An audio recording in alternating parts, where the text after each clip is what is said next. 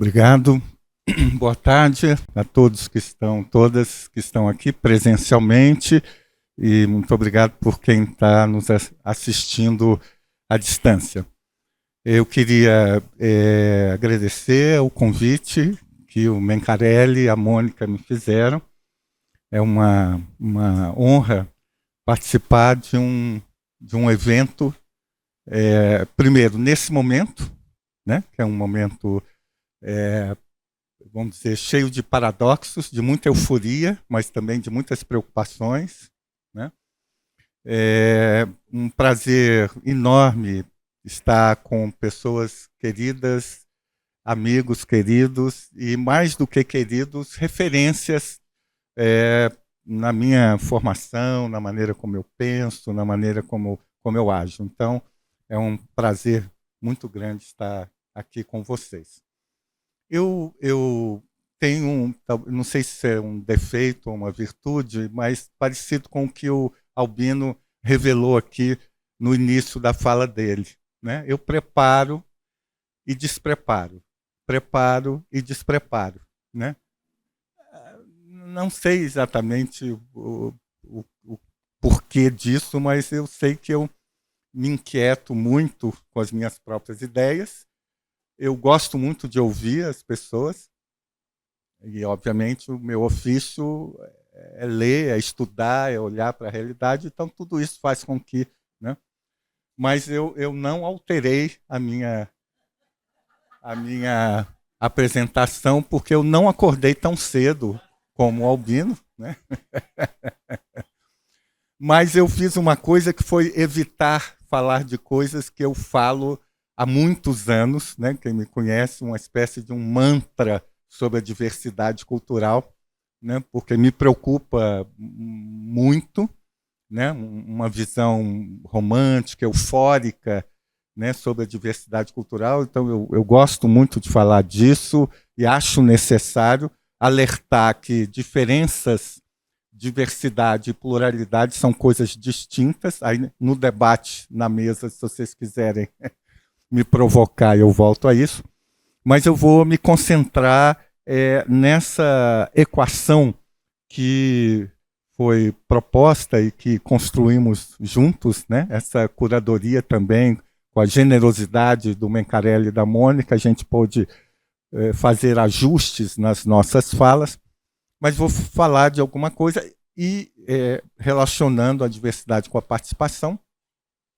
Mas também preciso dizer que eu tenho vários defeitos, né?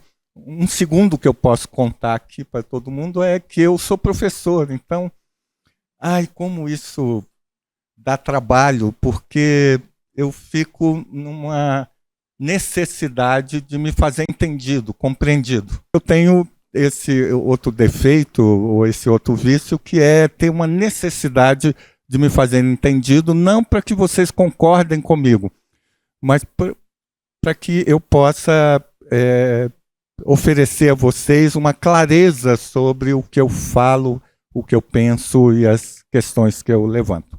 Então, me desculpem se o tom for um pouco acadêmico, mas eu também não tenho nenhum problema de dizer que eu sou professor, eu sou acadêmico com o maior orgulho. E acho que pensar, pesquisar, escrever é uma coisa muito prática. E eu detesto quando, seja por piada, seja por ingenuidade, nos chamam de os acadêmicos por oposição aos que não são acadêmicos. Eu acho isso lamentável, primeiro porque a academia tem um papel político nesse país, sempre teve, tem e sempre terá, né? E segundo, porque não há coisa mais importante, mais prática na vida do ser humano do que pensar. E traduzir o pensamento, né, em palavras e em escritos, né? Então, não tenho culpa, sou acadêmico com o maior orgulho e é um prazer estar na universidade que me formou, a UFMG, né? Eu me graduei aqui e tenho sempre uma alegria muito grande de voltar a casa. Primeira questão, absolutamente... Pode passar aqui, ó. para o pessoal daqui acompanhar. A primeira questão, absolutamente óbvia, mas de tão óbvia nós costumamos esquecer, é que falar de participação social é falar de um direito e de um direito que tem uma construção histórica. Por que eu gosto de frisar essa questão? Porque é preciso que todos nós que estamos aqui, quem nos ouve, que a gente tenha a mínima consciência de que participamos da história, com o que fazemos e com o que deixamos de fazer. Então, falar de participação social, falar de diversidade cultural, não é falar de um tema que eu gosto, mas é falar de alguma coisa que tem uma anterioridade histórica, que tem uma densidade social e que tem uma urgência de ser cada vez mais compreendida, ampliada e transformada numa condição efetiva, né, da nossa vida, da nossa cidadania. Então, eu quero chamar a atenção de que o recorte que eu faço aqui, obviamente, é o recorte da Constituição de 1988, que também é chamada da Constituição Cidadã, né? Os termos democracia, participação e a defesa da complexa, da imbricada relação entre esses dois termos. Ali nós encontramos muitos sinais objetivos de qual o lugar da participação social na democracia, mas isso se mantém absolutamente atual, a necessidade do debate e a necessidade da atualização sobre essas questões, né? Essa obrigatoriedade é mais urgente ainda, porque em função, né, do que vivemos hoje, né? Se temos um ex-presidente inelegível, né, temos uma boa parte da população brasileira que acredita e que pratica, né, atos, concepções, né, que são desse campo conservador, autoritário, fascista. Portanto, não podemos sair de férias, né? A luta continua, para usar um termo da minha juventude, né? E, obviamente, o legado, né, dessa terrível experiência de retrocessos nos direitos e no exercício da cidadania no período 2019, ou, se quisermos, 2016 a 2022, experiência essa que ainda temos muito o que reconstruir, né? Pois bem, mas o que é mesmo que a gente pode chamar de participação social e qual a sua relação com a democracia?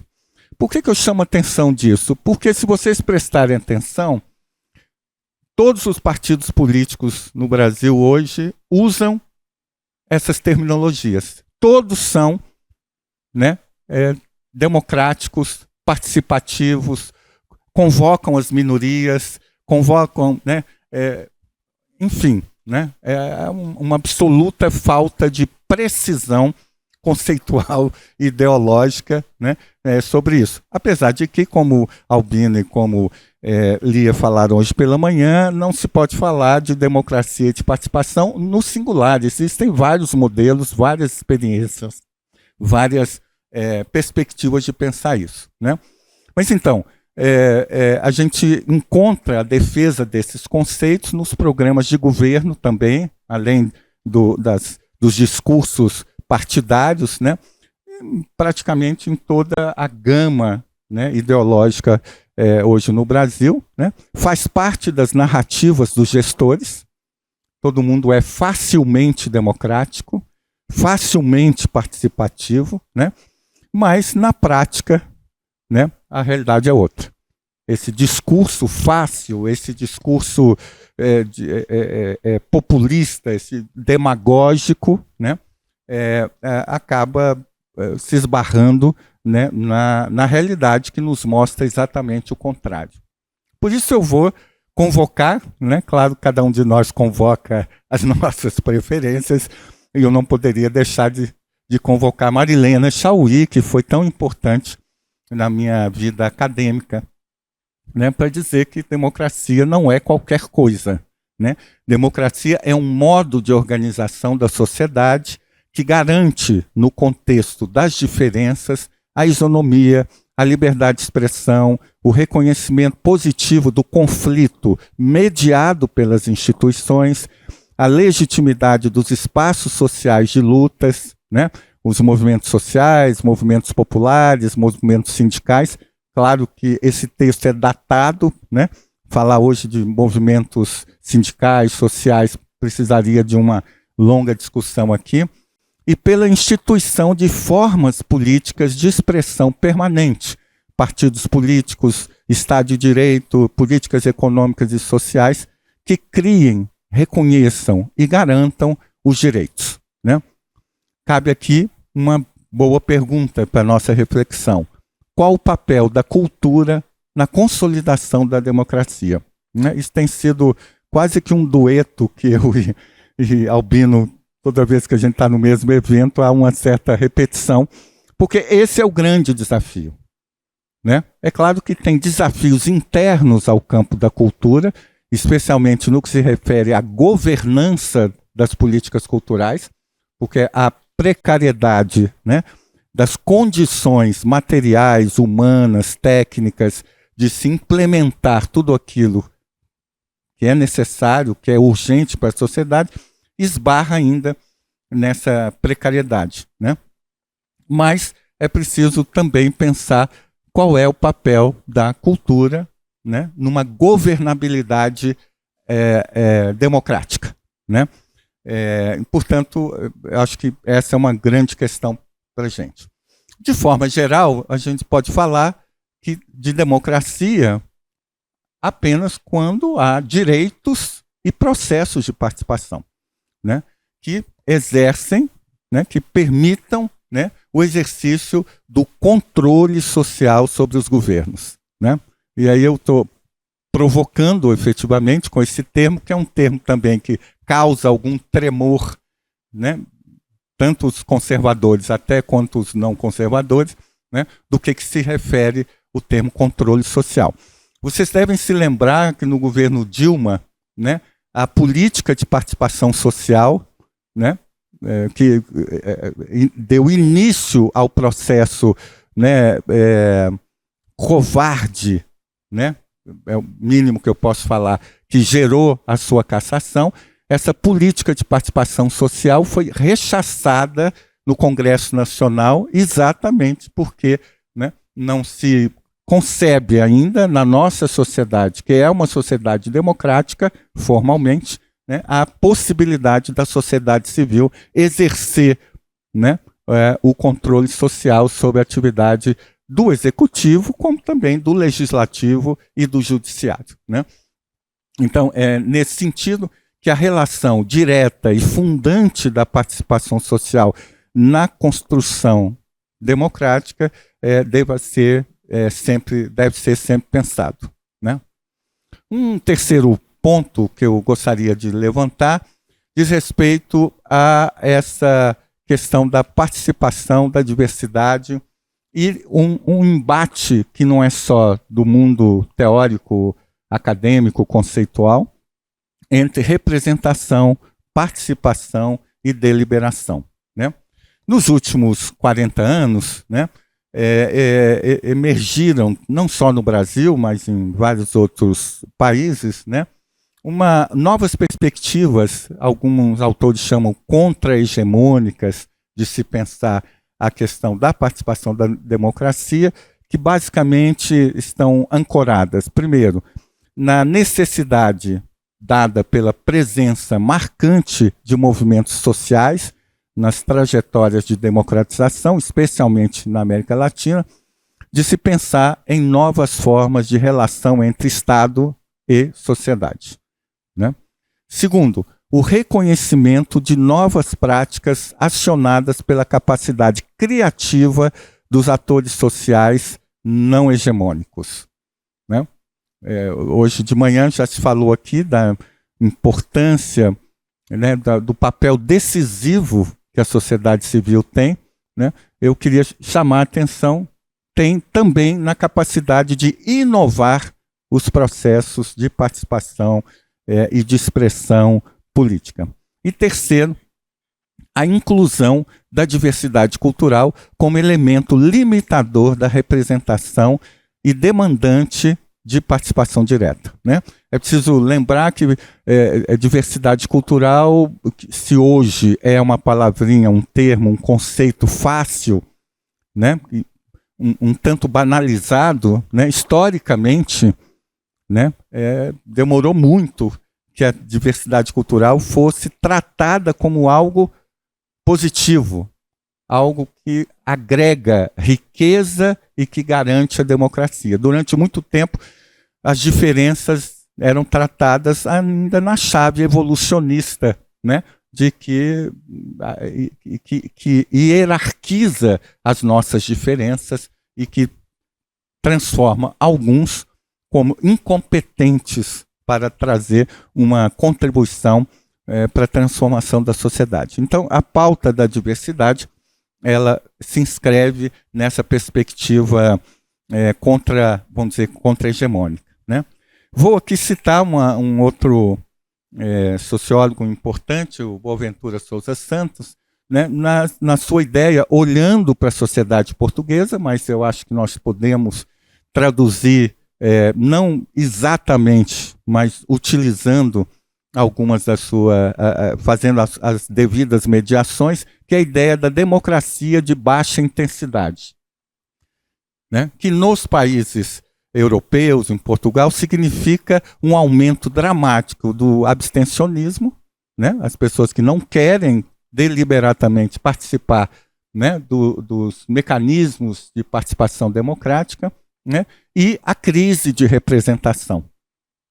Eu diria que aqui, como o nosso voto é obrigatório, né, nos retiramos dos processos eleitorais, né, com menos intensidade, apesar de haver uma sequência histórica crescente, né, da abstenção do voto, mas a crise de representação existe, permanece, né? Se eu perguntar aqui a vocês em quem que vocês votaram, boa parte de vocês não lembra mais em quem votou, boa parte de nós ainda não sabe em quem vai votar, né?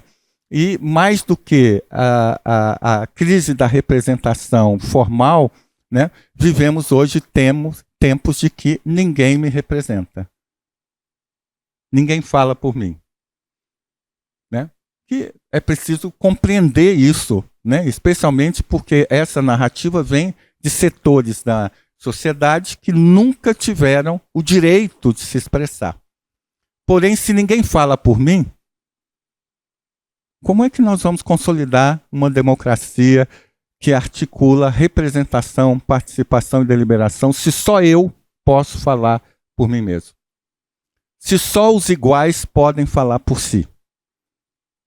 Se a democracia não é um regime de consenso, mas é um modelo de se resolver conflitos, como que nós vamos resolver os nossos conflitos se eu não escuto a ninguém, a não ser aqueles que pensam e falam como eu? Né? Esse já foi falado hoje de manhã, eu vou terminar a minha fala reforçando isso também, né? É um grande desafio. Né? É necessário reconhecer a questão histórica, né? Com os povos, com os segmentos sociais, com as etnias que sempre foram rechaçadas, né, do campo político, das políticas públicas, mas é preciso a gente pensar onde é que isso vai nos levar. Né? Quando é que nós, diferentes, poderemos ter uma capacidade de construir um diálogo intercultural, etc, etc. Então, é crescente, diz o Boaventura, a percepção de cidadãos e cidadãs que se consideram cada vez menos representados por aqueles que elegeram. Também nesse contexto, né, temas importantes que antes estavam ausentes do campo da democracia e da participação social foram incluídos na agenda política que buscam as agendas políticas que buscam combater as desigualdades sociais. A questão de gênero, a questão de raça e etnia, questões relativas à juventude, a pessoa com deficiência, idosos, a questão de orientação sexual, dentre outras temáticas, né, que hoje fazem parte, né, das agendas políticas de participação, de democracia, de diversidade cultural. Qual é a nossa, no meu entendimento, um grande desafio, né? É a capacidade de interpelar a democracia participativa como caminho para a contestação do cânone da universalidade e suficiência da democracia liberal representativa, né? Não vou entrar nisso, Albino deu uma aula hoje de manhã sobre, né, essa desconstrução, né, do discurso e da perspectiva liberal. Mas me parece que é uma questão que nós precisamos prestar atenção, porque, como aqui em Minas se fala muito, senão a gente joga o bebê com a água do banho fora, se a gente achar que a democracia representativa não nos serve para nada, que o nosso caminho é uma democracia participativa, uma participação direta. Isso, aliás, no âmbito do Ministério da Cultura, isso é responsável, esse embate político-ideológico e tal, no meu entendimento, posso estar absolutamente equivocado, mas nos rendeu um atraso substantivo entre a agenda do Sistema Nacional de Cultura, a agenda do Plano Nacional de Cultura, né, no início do segundo governo Dilma, com a equipe que assumiu, né, o Ministério da Cultura. Vocês devem se lembrar que o primeiro grande seminário promovido pelo Ministério da Cultura foi para questionar o modelo de institucionalidade das políticas culturais, o modelo de representação do Conselho Nacional de Cultura. No meu entendimento, com todo o respeito e amizade que eu tenho com muitos dos que estavam lá nessa época, mas no meu entendimento, responsável por um atraso histórico que nós, né, acabamos vendo os efeitos agora com o regime autoritário fascista que tivemos, né? Então, estamos diante de modelos participativos que se apresentam como alternativas aos vícios da representação. O desafio, entretanto, deve ser o de fazer com que, encaradas as formas de participação, né, fortaleçam também a democracia representativa. Democracia participativa, processos deliberativos e democracia representativa devem se fortalecer, né, na minha compreensão. Pois bem, falar de, né, eu comecei a minha fala aqui convocando, né, a importância da história, né, não para que a gente, por saudosismo, né, mas para que a gente não perca, né, uma perspectiva do que vivemos e do que podemos viver se incorrermos nos mesmos erros do passado, né?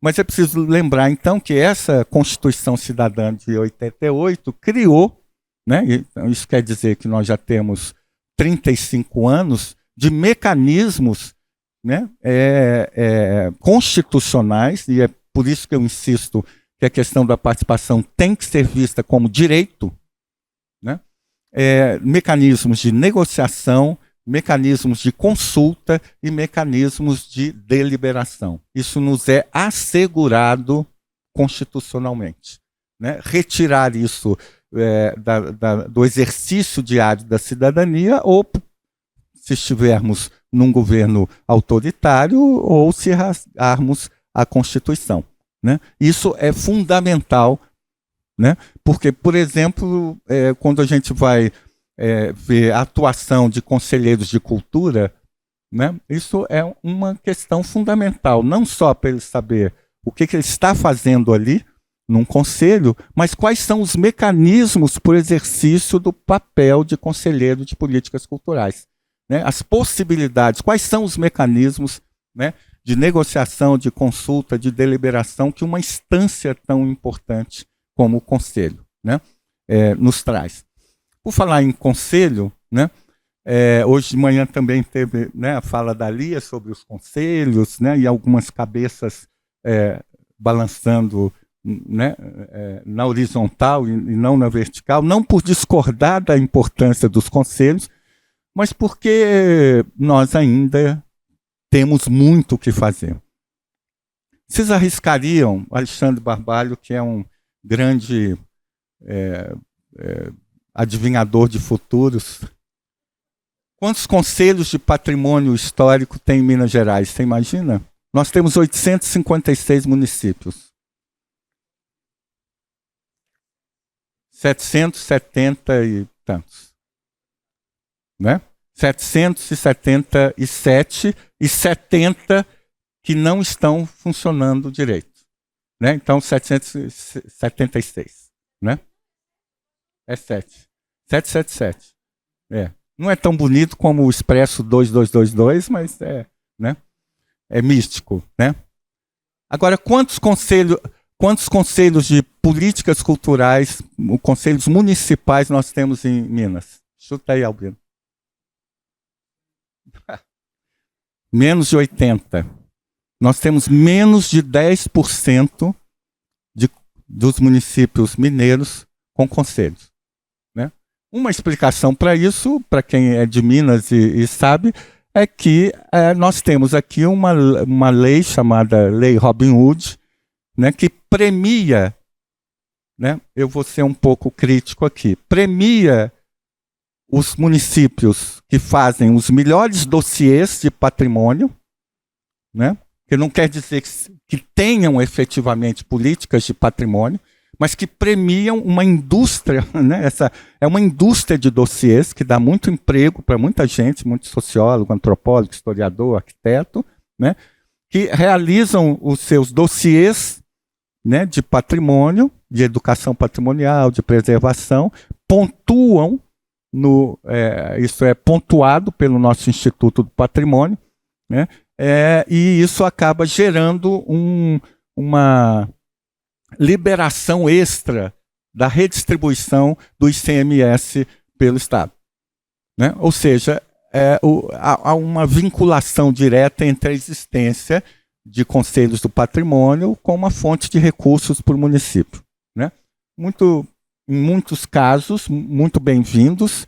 Né? Ouro Preto, acho que é um caso muito positivo, mas em outros casos, absolutamente oportunistas, né? Essas coisas. Já os conselhos de políticas culturais, né? Eles, né, penam.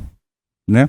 E é por isso que hoje de manhã, escutando ali, eu falei, cara, eu acho que a Lab 2 tinha que ser obrigatório ter o sistema constituído. Porque enquanto isso for uma opção, nós não teremos.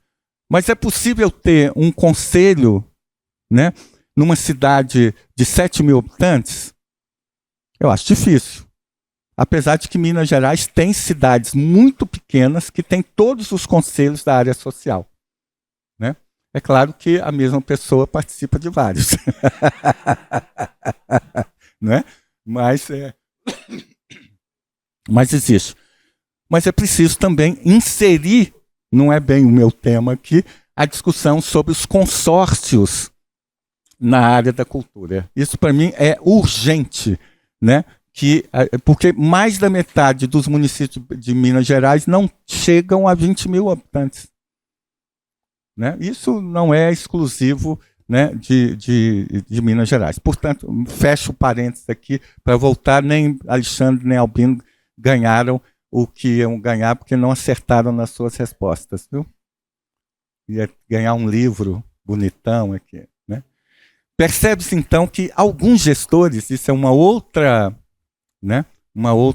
dimensão, que nós ainda temos gestores públicos que são resistentes ao diálogo com a sociedade e relutam em aceitar as deliberações de conselhos, as deliberações de conferências. Né?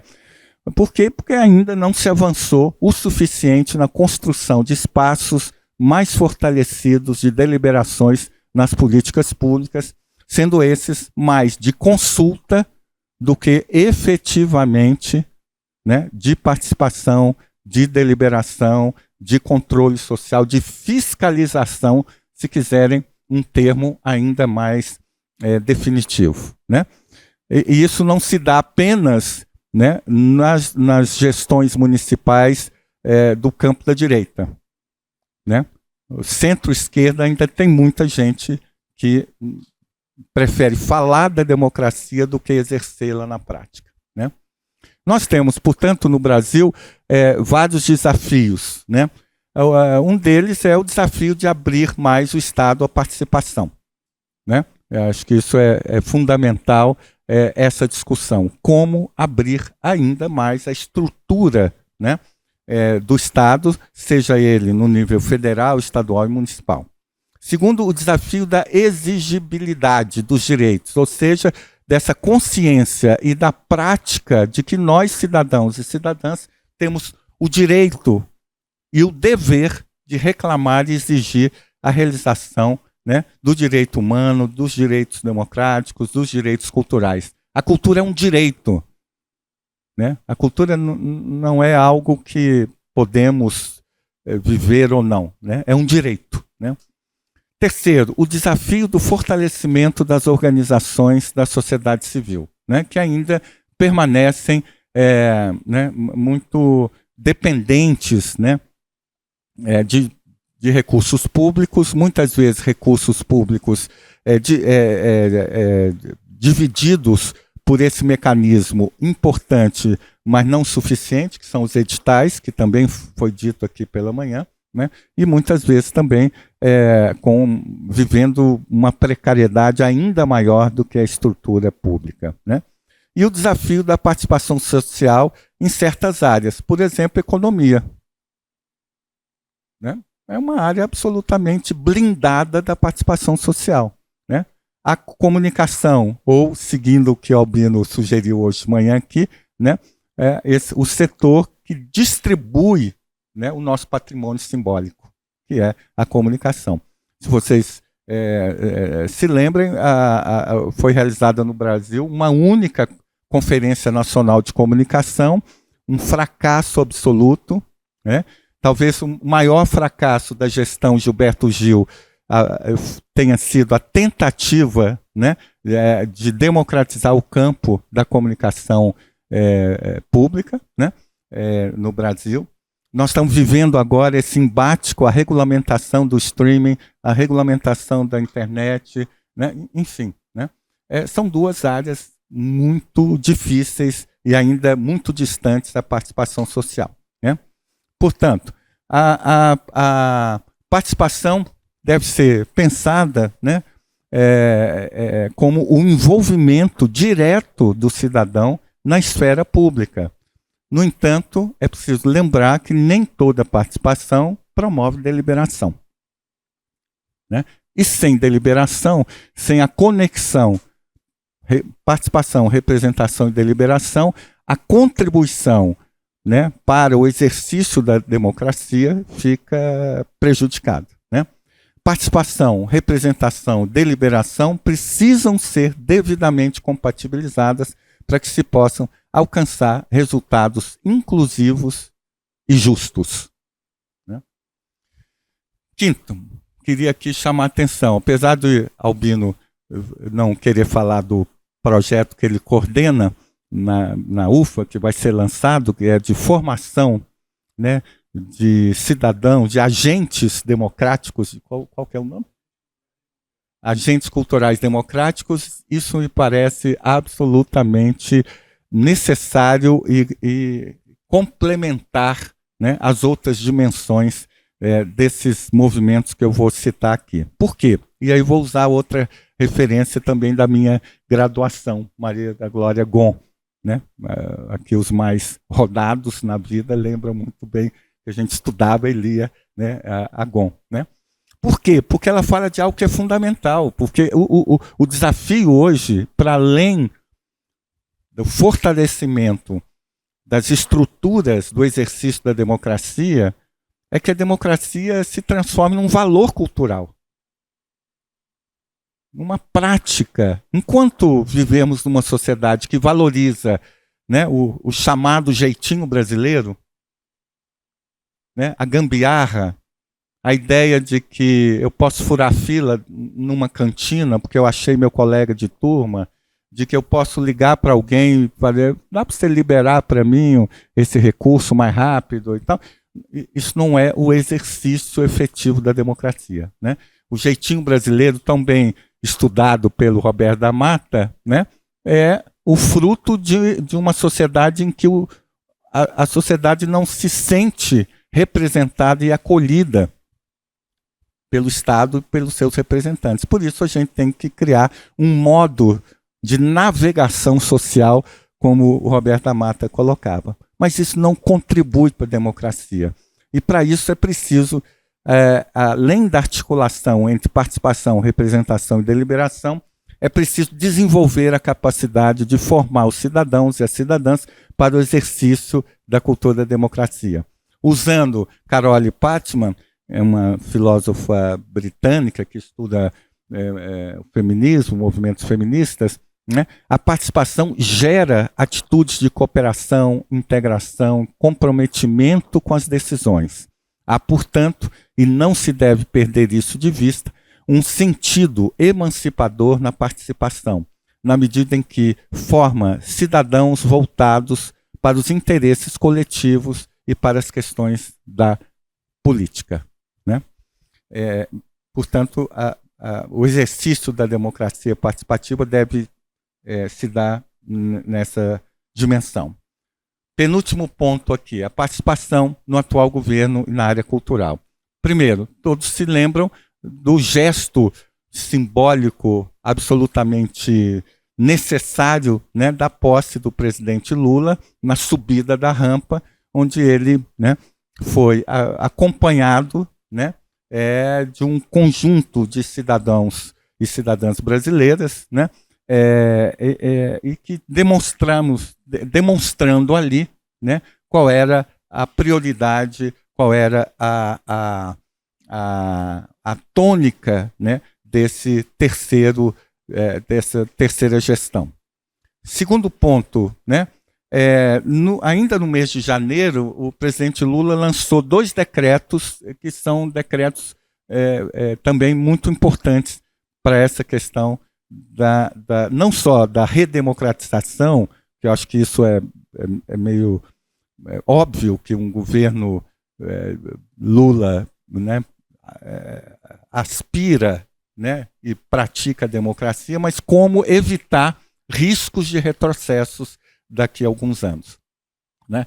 Foram lançados, então, 2 decretos, os 11.407, que criou o Sistema de Participação Social, né, e o 11.406, o Conselho de Participação Social da Presidência da República, que não é formado por um conjunto de notáveis, mas de militantes de vários setores da sociedade que se reúne com o presidente para debater, né, aquilo, né, que, às vezes, na sua conversa com os ministros e com o legislativo e o judiciário, não se toca, né? Então, é uma estrutura fundamental. Na área da cultura, né, óbvio que eu tenho que destacar a importância que a área da cultura teve, não só na luta por questões internas do campo da cultura, a ameaça de extinção do MINC no governo Temer, né, a resistência que o campo cultural exerceu durante o governo, o período 2016-2022, né, o engajamento, né, na construção das leis emergenciais para a cultura, né, o engajamento estratégico na reeleição, né, do presidente Lula. Não teve um show, um evento cultural que eu tenha ido em 2022 que não tinha no início, no meio e no final, né, manifestações públicas, né, de apoio à candidatura do Lula, né. A participação, quem esteve presente na 4ª conferência, a participação efetiva e plural, né, na 4ª conferência. Porém, o que eu sempre me pergunto, para além de nós, fazedores de cultura, pensadores da cultura e gestores da cultura, quem mais participa? Quem mais defende a cultura como nós, né? Isso me parece também ser um grande desafio para a gente pensar diversidade, participação social, democracia hoje no Brasil, né? Eu queria destacar também, para ir caminhando aqui mais rapidamente para o final, né, o decreto 11.336, que recriou o MINC.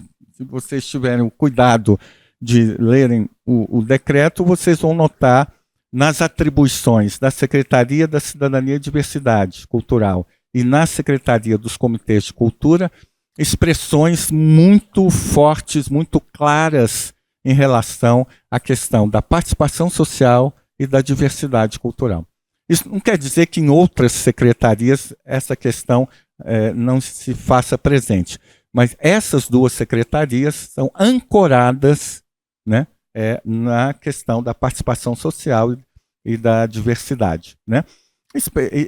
E tem, né, a Secretaria dos Comitês de Cultura é hoje uma supersecretaria dentro da estrutura do Ministério, com atribuições estratégicas fundamentais em todas elas, né, com o desafio da participação da diversidade. Além disso, em função do decreto lá que criou o sistema de participação social, hoje todos os ministérios, né, têm assessorias de participação social e diversidade, né? Faz parte da estrutura de todos os ministérios essa assessoria. E uma assessoria que pensa a participação e a diversidade para fora da estrutura ministerial, mas também para dentro da estrutura ministerial. É preciso lembrar a quantidade de denúncias, né, de assédio, de preconceito e tal, que a Secretaria Especial da Cultura teve. Albino falou hoje da Fundação Palmares, né, o crime institucional, ético que se cometeu lá. E, além disso, a ouvidoria, que deixa de ter um papel passivo, só de receber reclamações, né, e passa a ter um papel ativo, né, de garantia da diversidade e da participação dentro da instituição. Além disso, obviamente, nós temos Conselho Nacional de Política Cultural, Comissão Nacional de Incentivo à Cultura, Comissão do Fundo Nacional, Conselho Superior de Cinema, que também mudou de uma forma substantiva, né, com representação de gênero, étnico, racial, né? E temos, obviamente, a Conferência Nacional de Cultura, que é o momento, vamos dizer assim, mais expressivo desse exercício da participação social, né? É preciso lembrar que, olhando para a 4ª Conferência Nacional de Cultura, além da expressiva participação social e uma complexa pauta da diversidade cultural, né, em pelo menos 4 dos 6 eixos que estruturaram os debates nas conferências municipais, estaduais e na nacional, a questão da participação e da diversidade estavam ali.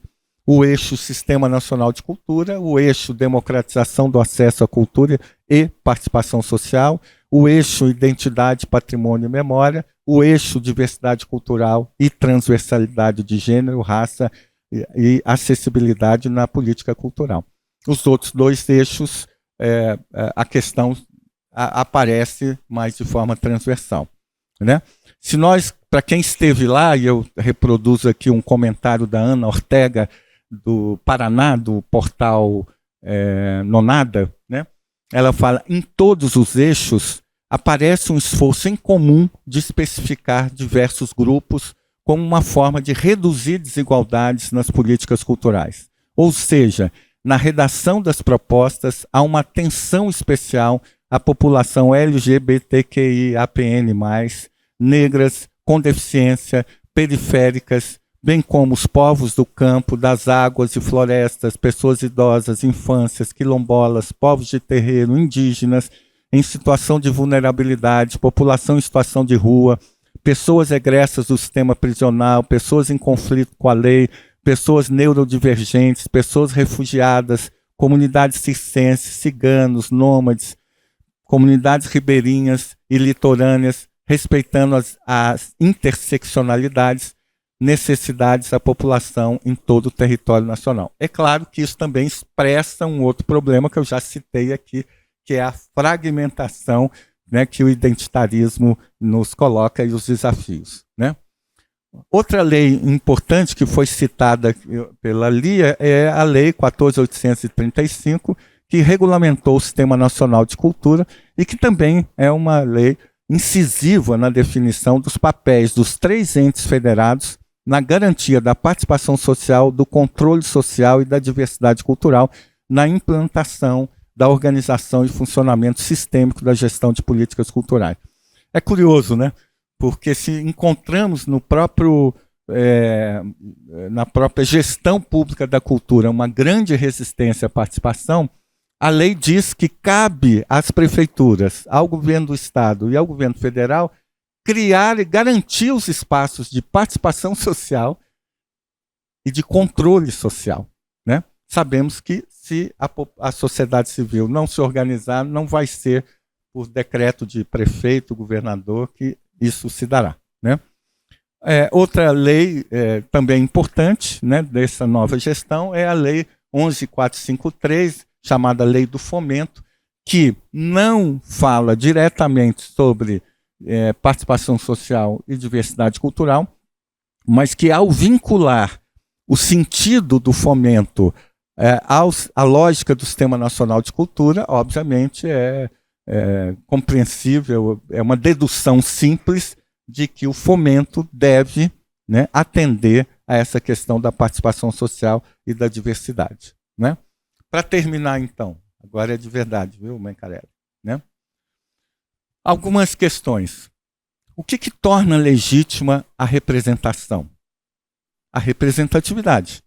Porque sem isso, a representação pode não ser democrática, né? Porém, como fazer avançar a questão da relação entre diversidade e representatividade? O certo é que não há como debater a diversidade cultural sem o enfrentamento da complexa e frágil relação entre diferenças, desigualdades, equidade e pluralidade. E é exatamente essa relação que parece estar ausente, ou pelo menos secundarizada, quando a pauta da diversidade se traduz em identitarismo. Pautas identitárias, diversidade e identitarismos não são sinônimos, né? Mas é um grande desafio pensar como resolver isso sem fragmentar o campo progressista da sociedade brasileira. E essa é a minha grande preocupação. Como é que podemos fazer avançar esse debate sem fragmentar, sem fazer com que nos coloquemos em campos distintos e opostos? É tudo que a direita quer. É tudo que os conservadores querem, né? Que as nossas diferenças nos subtraiam, nos dividam, né? Segundo, o que torna a participação e representação efetivas? A deliberação e a fiscalização. Sem deliberação e sem fiscalização, participação e representação podem ser meramente formais, né, e performáticas, né? Desculpa, Cristina, estou vendo. Eu falei performática e olhei para a Cristina, que é uma artista da performance. Não estou me referindo à performance no campo da arte, né? Mas por encenação. Desculpa quem é do teatro também. Acho melhor eu passar para o próximo ponto, né? E aí daqui a pouco eu falo, pode ser uma mera cantoria. Não pode ser mera, né? Não pode ser uma palhaçada, porque aí os artistas circenses não vão gostar. Mas vocês entenderam. Sem deliberação, sem fiscalização, a participação é mera formalidade. Consegui. Há de se perguntar, né? Nossas estruturas de participação e controle social existem em quantidades suficientes, em qualidade suficiente para essa ação? Terceiro, o que viabiliza a efetividade da participação social, né? A competência dos representantes, o alargamento e aprofundamento da participação e a qualidade dos ritos de participação, além, obviamente, da deliberação e da fiscalização. Sem isso, a participação não passa de formalidade, né? Então, além disso, nós temos os limitadores práticos, né? Eu acho que hoje de manhã foi dito isso. Os horários de reunião dos conselhos, das comissões, das consultas, a linguagem exercida pelos agentes públicos, né? Agora nós temos uma lei federal que permite, mas não obriga, né, a popularização da linguagem pública. Eu acho que isso tem que ser obrigatório, igual receita de médico. Hoje a gente pode devolver uma receita para o médico e falar, escreve do jeito que eu sei ler. É um direito que a gente tem. Tudo bem que nunca mais ele vai nos receber, não é? Mas é um direito que nós temos.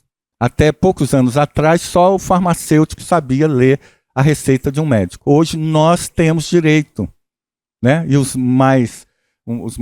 médicos mais democráticos usam o computador, né? Que aí a gente lê com facilidade. Hoje tem uma lei que já foi votada no Congresso Nacional, não sei se foi regulamentada já ou se foi sancionada, né? Que obriga o poder público, não, que indica a necessidade do poder público, né, facilitar a linguagem com a qual o poder público dialoga com a sociedade, né? Então tem questões formais de horário, de linguagem, de instrumentos, né, da oralidade no campo da participação social, né, que são limitadores, né, da participação social, né? Eu tenho falado muito isso, da necessidade de formação de conselheiros de cultura, uma formação continuada para o exercício dessa missão tão importante, né?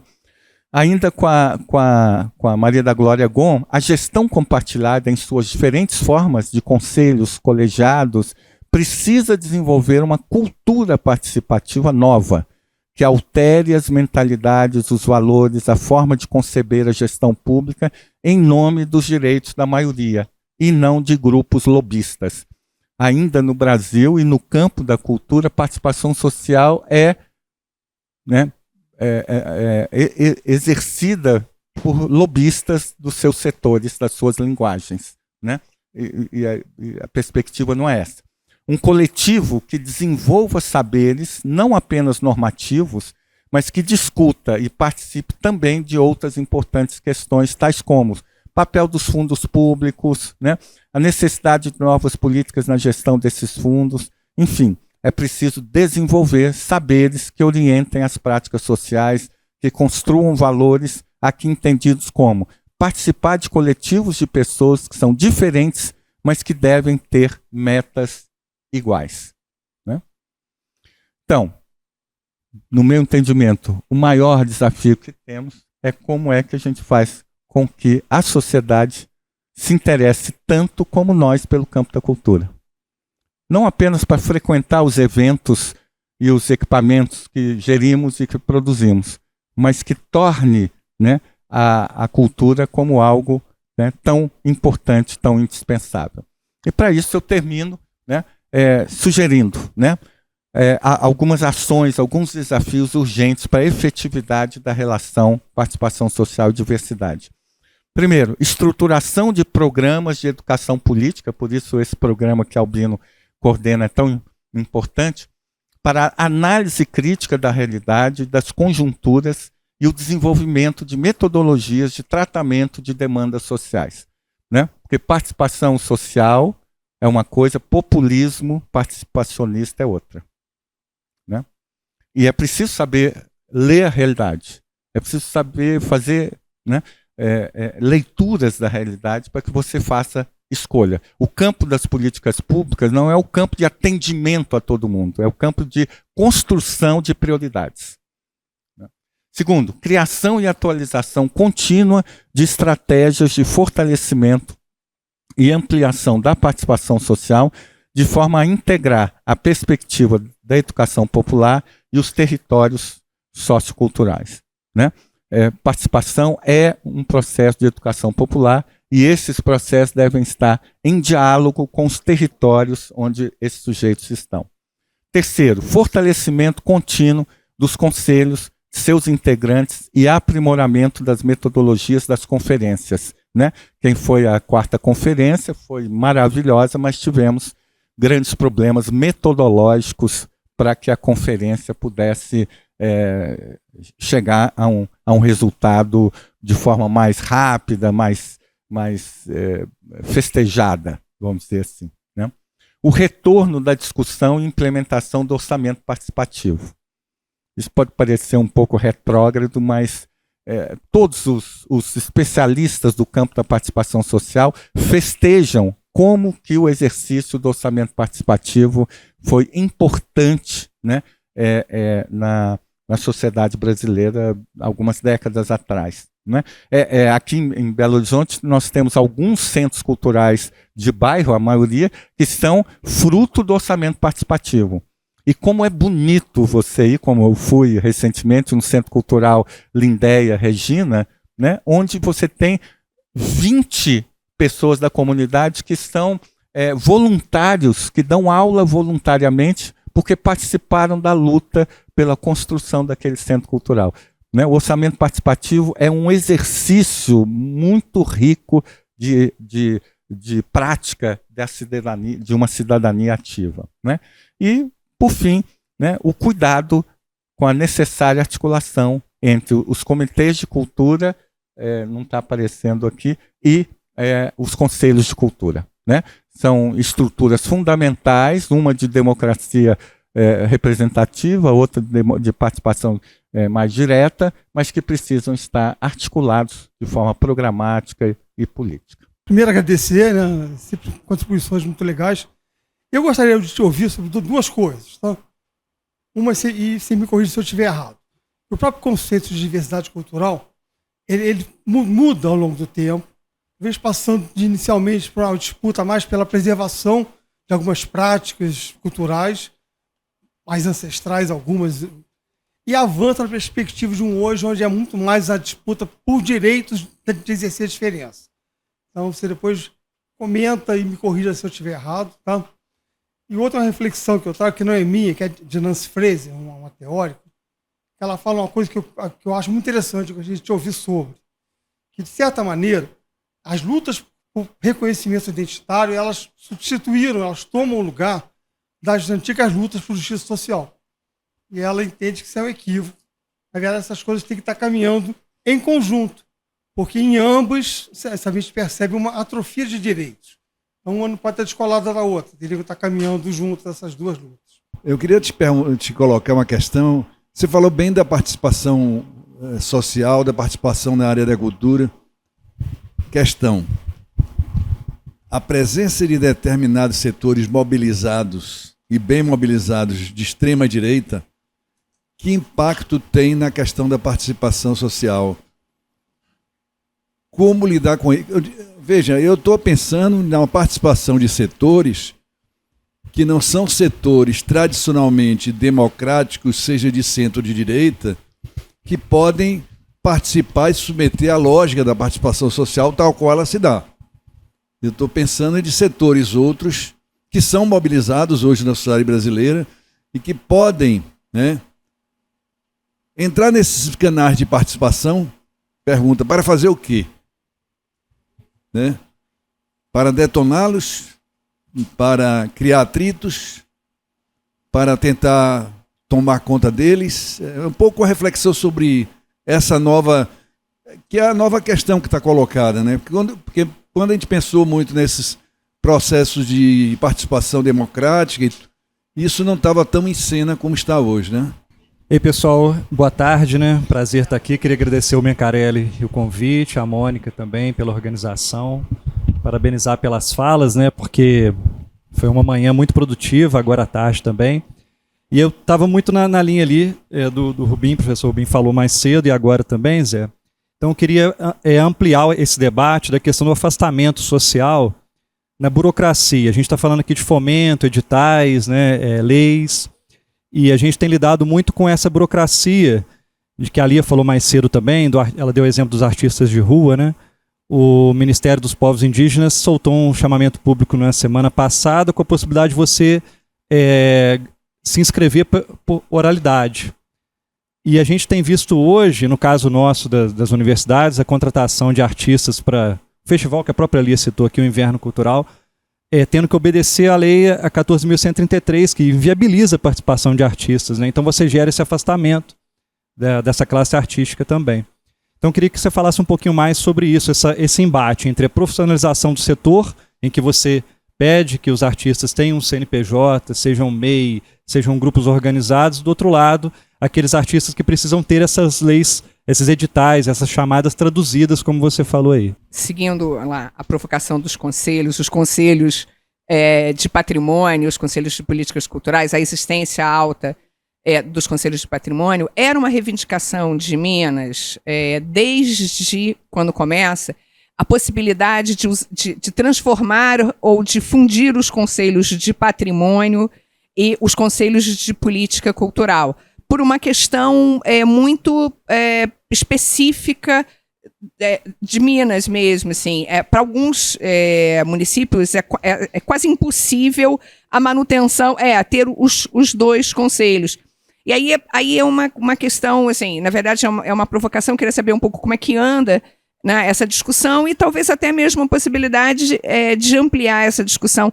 Eu sei que o Conselho de Patrimônio tem um conjunto de especificidades e integra, e ele não é eleito, ele não é, então tem uma série de limitações, mas acho que também é importante pensar algum tipo de exercício onde você, de alguma maneira, possa criar algum diálogo entre os conselhos e até mesmo fazer ajustes específicos, porque realmente um conjunto de pequenos municípios, a manutenção de 2 conselhos, 3 conselhos e 2 conselhos na mesma área, com praticamente os mesmos atores sociais, é bastante complexo. Então, queria saber como é que isso internamente em Minas também vem sendo discutido. Talvez a resposta ali eu tenha dado na pergunta dela. Porque eu fiquei, quando você explicou porque tinham tantos conselhos na área de patrimônio, eu comentei aqui com o Luiz. Bom, isso explica porque tem os conselhos na área de patrimônio, mas não explica porque não tem na outra área. Eu queria um pouco essa reflexão. Por que tem tão poucos conselhos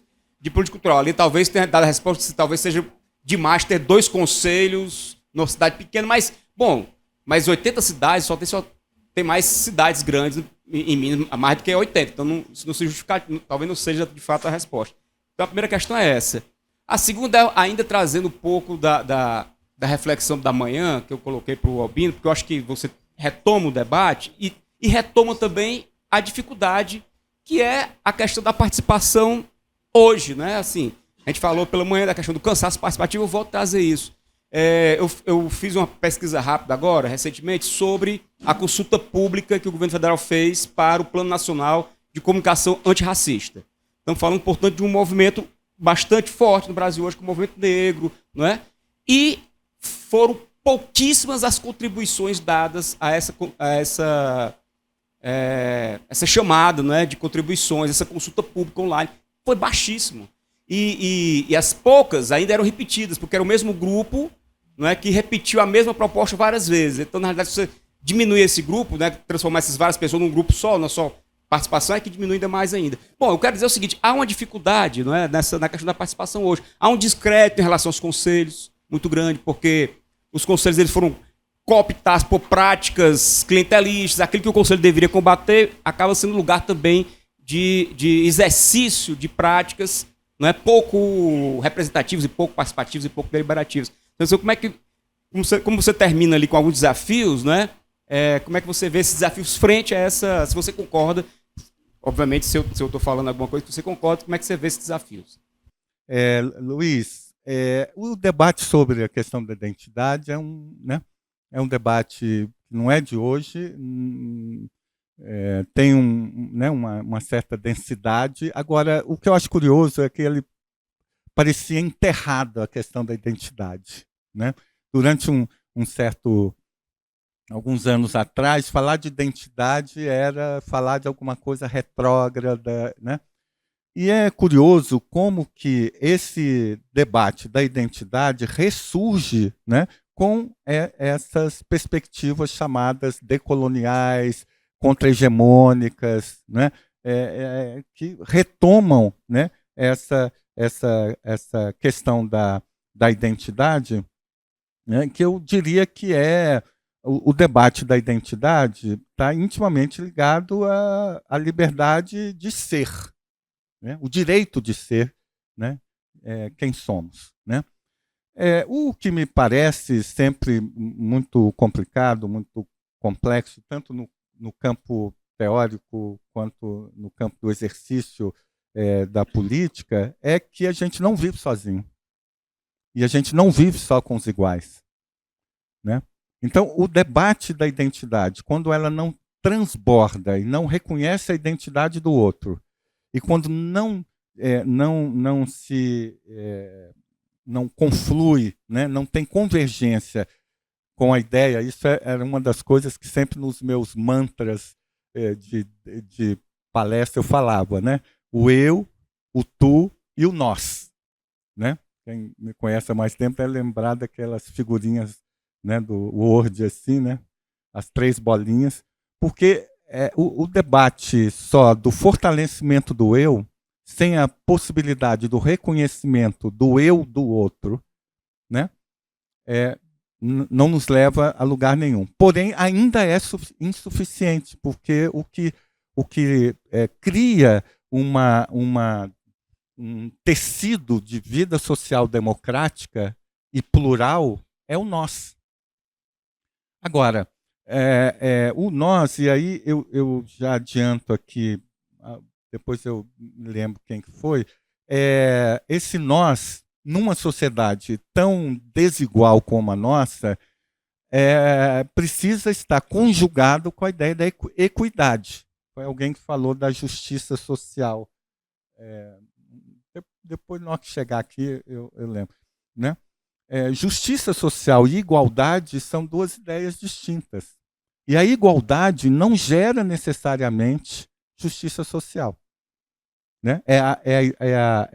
A prática da equidade que pode gerar uma sociedade em que as diferenças não alimentem a desigualdade, né? A equidade é a capacidade da gente tratar como igual os diferentes, nas suas diferenças, né? Então, eu acho que a questão da justiça social, ela tem que estar intimamente ligada à questão da equidade, especialmente nessa conjuntura que você citou, né, dessa atrofia de direitos, né? Por quê? Porque o modelo liberal, neoliberal, a perspectiva de mercado, né, a ideia né, da meritocracia ainda é muito forte na nossa sociedade, né? E isso tudo impede, né? Então são 2 questões, né? A questão de como alçar o debate sobre a identidade para um outro patamar e como conjugar a questão da diversidade com a questão da equidade, né? Albino,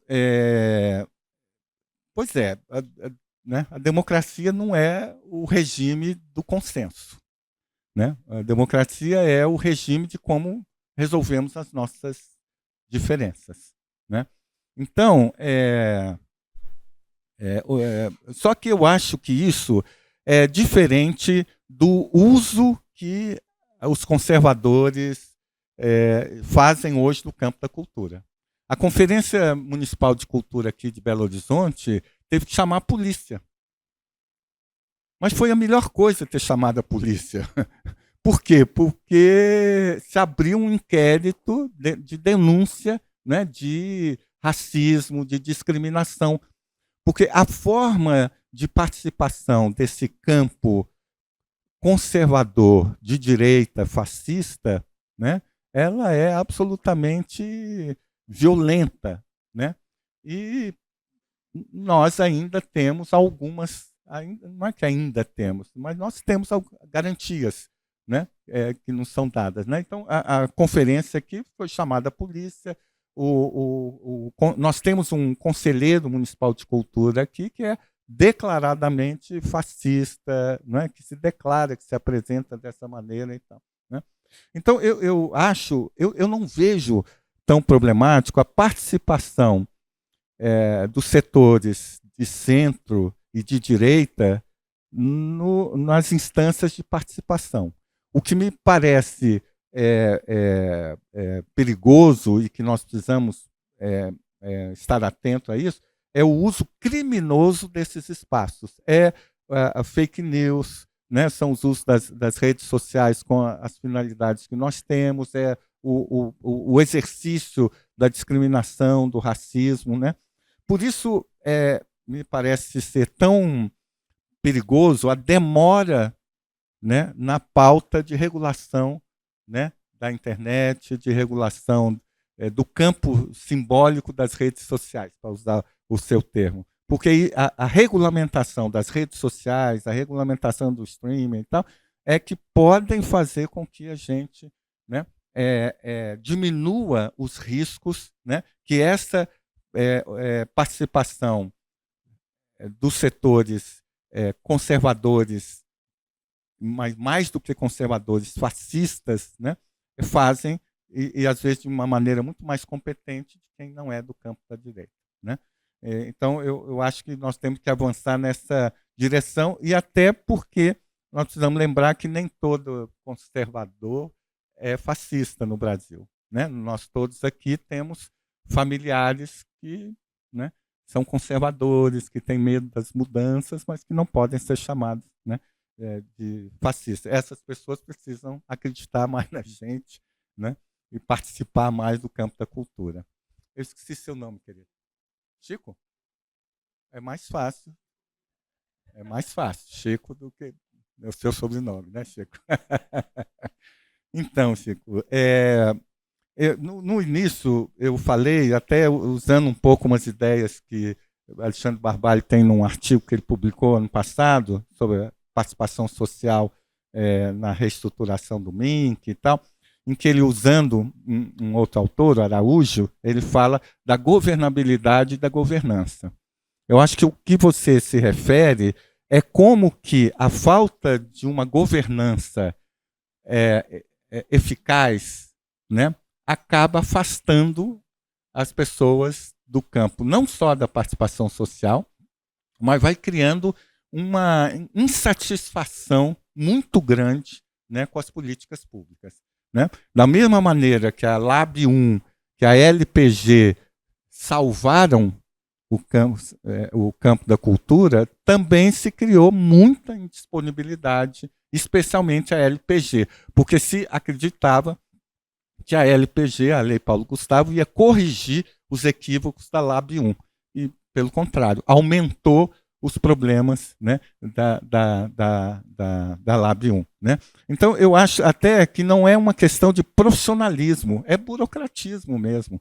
Né? É incapacidade de os órgãos de controle e os órgãos de execução das políticas públicas possam chegar a um termo, né, satisfatório para que, de fato, né, o campo cultural possa participar das políticas públicas. Além disso, tem o histórico problema da informalidade do campo do setor da cultura, né, que gera, como foi dito hoje de manhã, necessidades sempre muito grandes de formação contínua, né, de capacitação contínua para que a informalidade não represente uma incapacidade, né? Porque nem sempre a informalidade é ruim, né?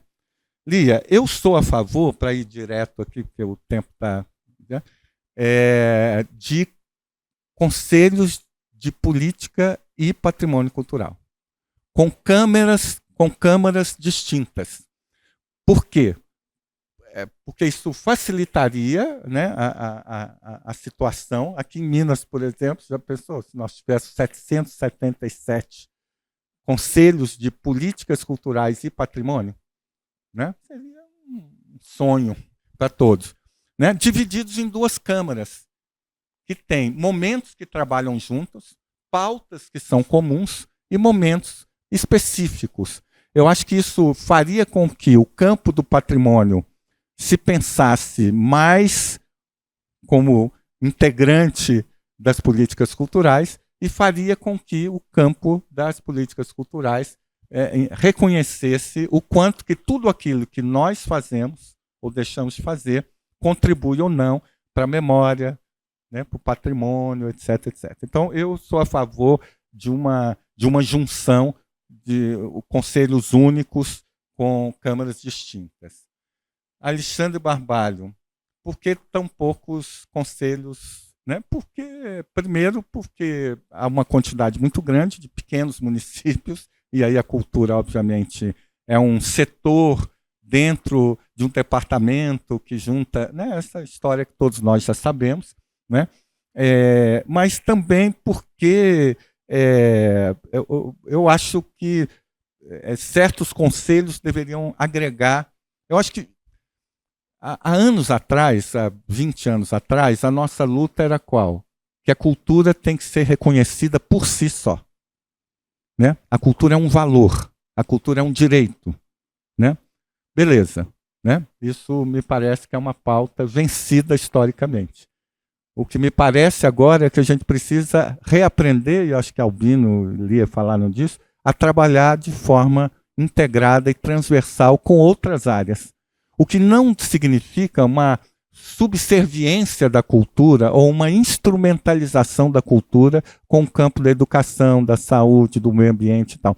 Mas me parece que se a gente insistir, né, nesse momento, que lá em 2003 era importante, né, se continuarmos trabalhando nós com a gente mesmo, se não houver articulações transversais, efetivas, com a cultura, com a saúde, com a cultura, educação, saúde, assistência social, meio ambiente, etc., etc., continuaremos tendo muito poucos conselhos na área da cultura. Né? Por quê? Porque esse cansaço participativo ele não é exclusivo da cultura, né? Mas na cultura o efeito dele é mais perverso, porque é uma área menos organizada, como a área da educação, como a área da saúde, né? São áreas mais institucionalizadas. Né? Então, acho que, né, você falou dos mecanismos de participação. O MINC lançou, durante a conferência, uma consulta sobre o Plano Nacional de Cultura. Com todo respeito, uma consulta fadada ao fracasso, porque era uma única pergunta. O que você acha que precisa melhorar no Plano Nacional de Cultura? Não é? Eu tentei, mas eu falei, cara, eu não dou conta, é muito, né? É muito amplo. Né? Tiveram só 359 participações do Brasil inteiro. Né? Eu estudei os mecanismos de participação, que, aliás, é um outro debate importante que eu queria ter inserido aqui, mas não deu, né? Sobre a participação, né, mediada pela cultura digital, né, que hoje é fundamental. Né? Eu estudei na construção do Plano Estadual de Cultura de Minas, no Plano Nacional de Cultura e na revisão, né, das metas do plano, que foi abortada, né, a partir de 2016. Né? A participação é mínima. E mais do que mínima, ela é pouco efetiva. Né? A participação vira uma espécie de um palanque para as narrativas identitárias, focadas em si mesmas, para questões que não contribuem para o avanço dos mecanismos. Então, eu acho que a gente tem que reinventar muita coisa, né? Ser criativo. Agora, para isso é preciso ampliar os espaços de participação.